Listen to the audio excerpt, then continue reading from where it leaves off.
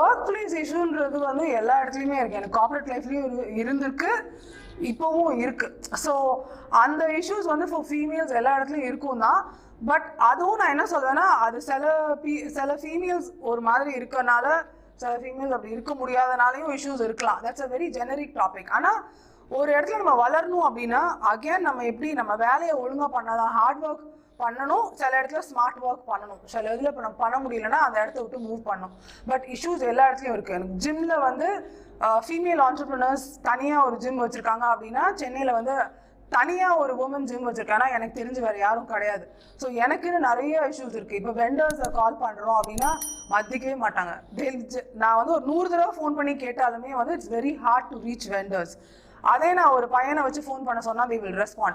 So எல்லா இடத்துலையும் அதுக்கேற்ற இஷ்யூஸ் இருக்குது, அதுக்கேற்ற ப்ராப்ளம்ஸ் இருக்குது. ஆனால் நம்ம வந்து